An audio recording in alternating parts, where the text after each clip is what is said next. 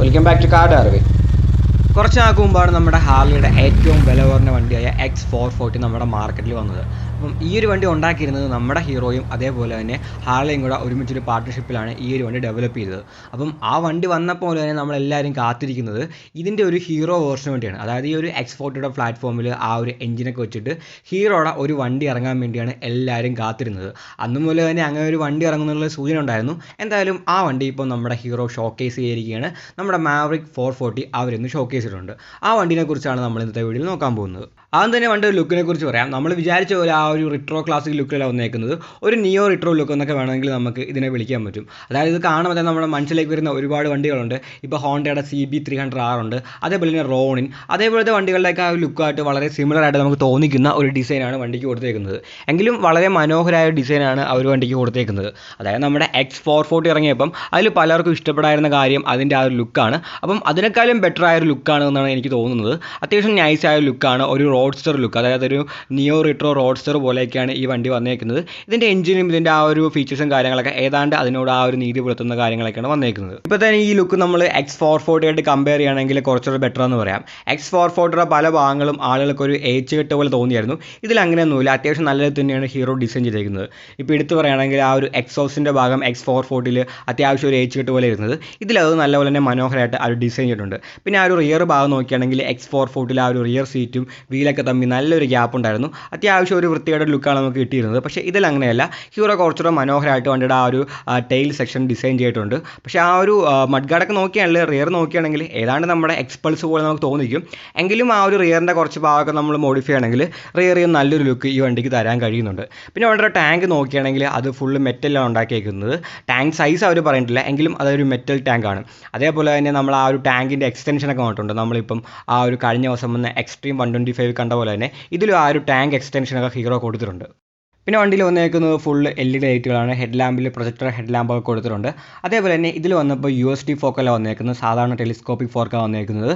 ഹാർലിയിൽ നമുക്ക് USD folk കിട്ടിയായിരുന്നു, പക്ഷേ ഇതിൽ വന്നേക്കുന്നത് ടെലിസ്കോപ്പിക് ഫോർക്കാണ്. അതേപോലെ തന്നെ ഹാർലിയുടെ ഫ്രണ്ടിൽ വന്നേക്കുന്നത് 18 ഇഞ്ചിൻ്റെ അലോയ് വീൽസ് ആണ്. ഇതിൽ വന്നേക്കുന്നത് 17 ഇഞ്ചിൻ്റെയാണ്. രണ്ട് ടയറുകളിലും കിട്ടിയേക്കുന്നത് 17 ഇഞ്ചിൻ്റെ അലോയ് വീൽസ് ആണ്. പിന്നെ ബൈബറിൻ്റെ ബ്രേക്കുകളാണ് കൊടുത്തേക്കുന്നത്. 43 mm ടെലിസ്കോപ്പിക് ഫോർക്കാണ് വണ്ടിയിൽ വന്നേക്കുന്നത്. അതിന് 130 mm ട്രാവൽ വരുന്നുണ്ട്.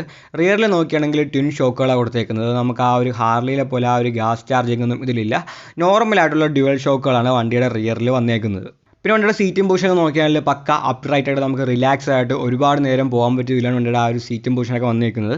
പിന്നെ ആ ഒരു ലുക്ക് മൊത്തത്തിൽ നോക്കിയാൽ നമ്മുടെ ഹാർലി പോലെ തന്നെ ഒരു ഉരുണ്ട ബൈക്ക് പോലെ ഇരിക്കുന്നത്, അതായത് ഒരു നീളം കുറവ്, കുറച്ചുകൂടെ ഉരുണ്ടിരിക്കുന്ന ഒരു ഡിസൈൻ നമുക്ക് ഫീൽ ചെയ്യുന്നുണ്ട്. പക്ഷേ നമ്മൾ ആ ഒരു ഫ്രണ്ടിലെ നമ്പർ പ്ലേറ്റ് ഒക്കെ നമ്മൾ ഡോമിനാറ വെക്കുന്ന പോലത്തെ ആ ഒരു നമ്പർ പ്ലേറ്റ് ഹോൾഡർ വെക്കുകയാണെങ്കിൽ കുറച്ചുകൂടെ നീളമൊക്കെ വണ്ടിക്ക് ഫീൽ ചെയ്യുന്നതായിരിക്കും. അതേപോലെ തന്നെ ഒരു വൈസർ അപ്ഗ്രേഡ് ഒക്കെ കൊടുക്കുകയാണെങ്കിൽ വണ്ടി നല്ലപോലെ കാണാൻ ഭംഗിയുള്ളതായിരിക്കും.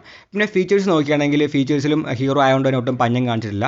ഒരു LCD ഡിസ്പ്ലേ കൊടുത്തേക്കുന്നത് ഒരു നെഗറ്റീവ് LCD ഡിസ്പ്ലേ ആണ്. നമ്മൾ ഹാർലി കണ്ട പോലത്തെ ആ ഒരു കളർ TFT ഡിസ്പ്ലേ വന്നിട്ടില്ല.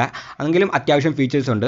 35 മേലെ കണക്ടിവിറ്റി ഫീച്ചേഴ്സ് ഇതിൽ വരുന്നുണ്ട്. ഫോൺ കണക്ട് ചെയ്യാം, ബ്ലൂടൂത്ത് കണക്ട് ചെയ്യാം, അങ്ങനെയുള്ള ഫീച്ചേഴ്സൊക്കെ ഇതിൽ കൊടുത്തിട്ടുണ്ട്. പിന്നെ നാവിഗേഷൻ വരുന്നുണ്ട്. അതേപോലെ തന്നെ ചാർജിങ് പോർട്ടുകളൊക്കെ വണ്ടിയിൽ കൊടുത്തിട്ടുണ്ട്. പിന്നെ സേഫ്റ്റിയുടെ കാര്യം നോക്കിയാൽ വണ്ടിയിൽ ഡ്യുവൽ ചാനൽ ABS വരുന്നുണ്ട്. അതേപോലെ തന്നെ ട്രാക്ഷൻ കൺട്രോളൊക്കെ വരുന്നുണ്ട്. വണ്ടി മൊത്തം 3 വേരിയൻസിൽ അവൈലബിൾ ആണ്. അതും 5 കളറുകളുണ്ട്. ബ്ലാക്ക് ഉണ്ട്, വൈറ്റ് ഉണ്ട്, റെഡ് ഉണ്ട്, ബ്ലൂ ഉണ്ട്, പിന്നെ ഡ്യുവൽ ടോൺ കളേഴ്സും വരുന്നുണ്ട്. അങ്ങനെ മൊത്തം 3 വേരിയൻ്റ് ആയിട്ട് 5 കളർ ഓപ്ഷൻസിൽ വണ്ടി അവൈലബിൾ ആണ്. ഇനി വണ്ടിയുടെ മെയിൻ പാർട്ടിലേക്ക് വരാം. വണ്ടിയുടെ എഞ്ചിൻ നമ്മൾ ആ ഒരു ഹാർലി കണ്ട സെയിം എഞ്ചിൻ തന്നെയാണ് ഇതിൽ വരുന്നത്. ആ ഒരു സെയിം പ്ലാറ്റ്ഫോമാണ്. ഒരു 440 cc 2 valve SOHC air and oil cooled എഞ്ചിനാണ് ഇതിൽ വരുന്നത്. 27 HP പവർ 6000 RPM അതേപോലെ തന്നെ 36 Nm ടോർക്ക് 4000 RPM ഇത് പ്രൊഡ്യൂസ് ചെയ്യുന്നത്. അതായത് നമ്മുടെ ഹാർലിനേക്കാളും 2 Nm ടോർക്ക് ഈ വണ്ടിക്ക് കുറവാണ്. പക്ഷേ ഇതിൻ്റെ ആ ഒരു 36 Nm ടോർക്കിൽ 90% ടോർക്കും 2000 RPM തന്നെ ഈ വണ്ടി പ്രൊഡ്യൂസ് ചെയ്യുന്നതാണ്. അപ്പം നല്ല പോലെ ടോർക്കി ആയ ഒരു എഞ്ചിനാണ് വണ്ടിക്ക് അവർ കൊടുത്തേക്കുന്നത്. പിന്നെ ടോർക്ക് കുറച്ച് കുറവാണെങ്കിലും കുഴപ്പമില്ല, വണ്ടിക്ക് നല്ല പോലെ തന്നെ വെയിറ്റ് കുറവാണ്. വെറും 187 കിലോഗ്രാം മാത്രമേ വണ്ടിക്ക് വെയിറ്റ് വരുന്നുള്ളൂ.